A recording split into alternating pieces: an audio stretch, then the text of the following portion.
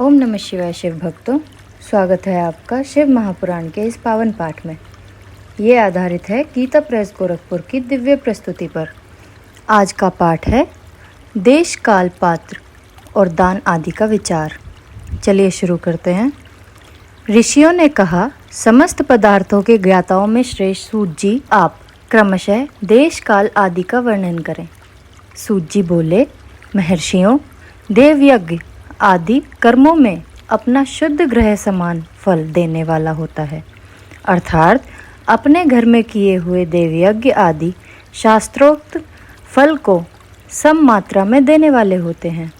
गौशाला का स्थान घर की अपेक्षा 10 गुना फल देता है। जलाशय का तट उससे भी 10 गुना महत्व रखता है तथा जहाँ बेल, तुलसी एवं पीपल वृक्ष का मूल निकट हो, वह स्थान जलाशय के तट से भी 10 गुना फल देने वाला होता है। देवालय को उससे भी 10 गुने महत्व का स्थान जानना चाहिए। देवालय से भी 10 गुना महत्व रखता है तीर्थ भूमि का तट। उससे 10 गुना श्रेष्ठ है नदी का किनारा। उससे 10 गुना उत्कृष्ट है तीर्थ नदी का तट। और उससे भी 10 गुना महत्व रखता है सप्त गंगा नामक नदियों का तीर्थ। गंगा, गोदावरी, कावेरी, ताम्रपर्णी, सिंधु, सरयू और नर्मदा, इन 3 नदियों को सप्तगंगा कहा गया है। समुद्र के तट का स्थान इनसे भी 10 गुना पवित्र माना गया है और पर्वत के शिखर का प्रदेश समुद्र तट से भी 10 गुना पावन है। सबसे अधिक महत्व का वह स्थान जानना चाहिए जहाँ मन लग जाए। यहाँ तक देश का वर्णन हुआ। अब काल का तारतम्य बताया जाता है। सतयुग में यज्ञ, दान आदि कर्म पूर्ण फल देने वाले होते हैं, ऐसा जानना चाहिए। त्रेता युग में उसका 3/4 फल मिलता है। द्वापर में सदा आधे फल की ही प्राप्ति कही गई है। कलयुग में 1/4 ही फल की प्राप्ति समझनी चाहिए और आधा कलयुग बीतने पर उस 1/4 फल में से भी 1/4 कम हो जाता है। शुद्ध अंतःकरण वाले पुरुष को शुद्ध एवं पवित्र दिन समफल देने वाला होता है। विद्वान ब्राह्मणों, सूर्य क्रांति के दिन किया हुआ सत्कर्म पूर्वोक्त शुद्ध दिन की अपेक्षा 10 गुना फल देने वाला होता है, यह जानना चाहिए। उससे भी 10 गुना महत्व उस कर्म का है जो विषुव नामक योग में किया गया हो। दक्षिणायन आरंभ होने के दिन अर्थात कर्क की संक्रांति में किए हुए पुण्य कर्म का महत्व विषुव से भी 10 गुना माना गया है। उससे भी 10 गुना मकर संक्रांति में और उससे भी 10 गुना चंद्र ग्रहण में किए हुए पुण्य का महत्व है। सूर्य ग्रहण का समय सबसे उत्तम है। उसमें किए गए पुण्य कर्म का फल चंद्र ग्रहण से भी अधिक और पूर्ण मात्रा में होता है। इस बात को विज्ञ पुरुष जानते हैं। जगत रूपी सूर्य का राहु रूपी विष से संयोग होता है, इसलिए सूर्य ग्रहण का समय रोग प्रदान करने वाला है। अतः उस विष की शांति के लिए उस समय स्नान, दान और जप करें। वह काल विष की शांति के लिए उपयोगी होने के कारण पुण्यप्रद माना गया है। जन्म नक्षत्र के दिन तथा व्रत की पूर्ति के दिन का समय सूर्य ग्रहण के समान ही समझा जाता है, परंतु महापुरुषों के संग का काल करोड़ों सूर्य ग्रहण के समान पावन है, ऐसा ज्ञानी पुरुष जानते और मानते हैं। तपोनिष्ठ योगी और ज्ञानिष्ठ यति ये पूजा के पात्र हैं, क्योंकि ये पापों के नाश में कारण होते हैं। जिसने 24 लाख गायत्री का जप कर लिया हो, वह ब्राह्मण भी पूजा का उत्तम पात्र है। वह संपूर्ण फलों और भोगों को देने में समर्थ है। जो पतन से त्राण करता अर्थात नरक में गिरने से बचाता है, उसके लिए इसी गुण के कारण शास्त्र में पात्र शब्द का प्रयोग होता है। वह दाता का पातक से त्राण कराने वाला पात्र कहलाता है।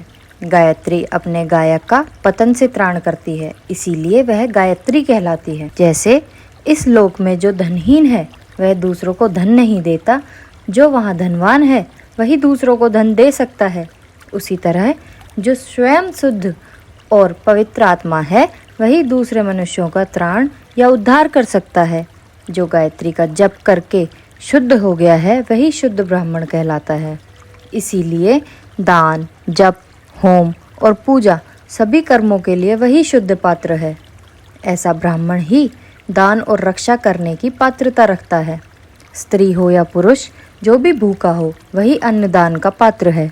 जिसको जिस वस्तु की इच्छा हो उसे वह वस्तु बिना मांगे ही दे दी जाए तो दाता को उस दान का पूरा पूरा फल प्राप्त होता है, ऐसा महर्षियों ने कहा है। जो सवाल या याचना करने के बाद दिया गया हो वह दान आधा ही फल देने वाला बताया गया है। अपने सेवक को दिया हुआ दान 1/4 फल देने वाला होता है। विप्रवरों, जो जाति मात्र से ब्राह्मण है और दीनतापूर्वक वृत्ति से जीवन बिताता है, उसे दिया हुआ धन का दान दाता को इस भूतल पर 10 वर्षों तक भोग प्रदान करने वाला होता है। वही दान यदि वेदवत्ता ब्राह्मण को दिया जाए तो वह स्वर्ग लोक में देवताओं के वश से 10 वर्षों तक दिव्य भोग देने वाला होता है। शील और उच्च वृत्ति से लाया हुआ और गुरु दक्षिणा में प्राप्त हुआ अन्न धन शुद्ध द्रव्य कहलाता है। उसका दान दाता को पूर्ण फल देने वाला बताया गया है। क्षत्रियों का शौर्य से कमाया हुआ, वैश्यों का व्यापार से आया हुआ और शूद्रों का सेवा वृत्ति से प्राप्त किया हुआ धन भी उत्तम द्रव्य कहलाता है। धर्म की इच्छा रखने वाली स्त्रियों को जो धन पिता और पति से मिला हुआ हो उसके लिए वह उत्तम द्रव्य है। गौ आदि 12 वस्तुओं का चैत्र आदि 12 महीने में क्रमशः दान करना चाहिए। गौ, भूमि, तिल, सुवर्ण, घी, वस्त्र, धान्य, गुड़, चांदी, नमक, कोहंडा और कन्या, ये ही वे 12 वस्तुएं हैं। इनमें गोदान से कायिक, वाचिक और मानसिक पापों का निवारण तथा कायिक आदि पुण्य कर्मों की पुष्टि होती है। ब्राह्मणों, भूमि का दान इहलोक और परलोक में प्रतिष्ठा की प्राप्ति कराने वाला है। तिल का दान मृत्यु का निवारक होता है। सुवर्ण का दान जठर अग्नि को बढ़ाने वाला तथा वीर्यदायक है। घी का दान पुष्टिकारक होता है। वस्त्र का दान आयु की वृद्धि कराने वाला है, ऐसा जानना चाहिए। धान्य का दान अन्न धन की समृद्धि के कारण होता है। गुड़ का दान मधुर भोजन की प्राप्ति कराने वाला होता है। चांदी के दान से वीर्य की वृद्धि होती है। लवण का दान षड्रस भोजन की प्राप्ति कराता है। सब प्रकार का दान सारी समृद्धि की सिद्धि के लिए होता है। विज्ञ पुरुष कुष्मांड के दान को पुष्टिदायक मानते हैं। कन्या का दान आजीवन भोग देने वाला कहा गया है। ब्राह्मणों, वह लोक और परलोक में भी संपूर्ण भोगों की प्राप्ति कराने वाला है। विद्वान पुरुष को चाहिए कि जिन वस्तुओं से श्रवण आदि इंद्रियों को तृप्ति होती है वह उनका सदा दान करे।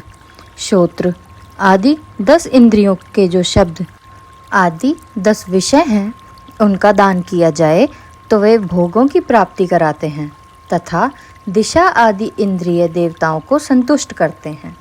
वेद और शास्त्र को गुरुमुख से ग्रहण करके गुरु के उपदेश से अथवा स्वयं ही बोध प्राप्त करने के पश्चात जो बुद्धि का यह निश्चय होता है कि कर्मों का फल अवश्य मिलता है, इसी को उच्च कोटि की आस्तिकता कहते हैं।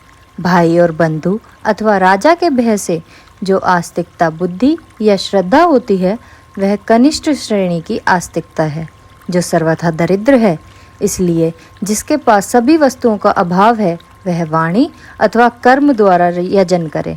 मंत्र, स्तोत्र और जप आदि को वाणी द्वारा किया गया यजन समझना चाहिए तथा तीर्थ यात्रा और व्रत आदि को विद्वान पुरुष शारीरिक यजन मानते हैं।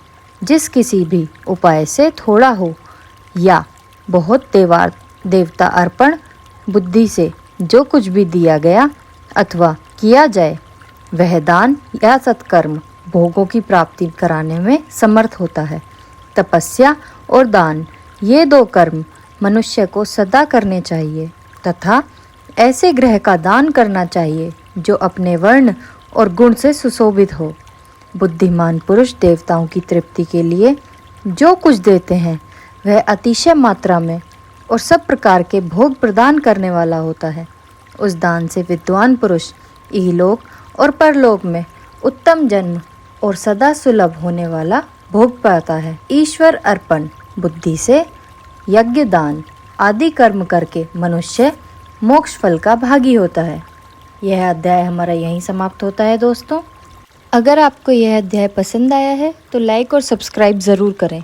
इससे हमें इस ज्ञान को दूसरों तक पहुंचाने में मदद मिलेगी।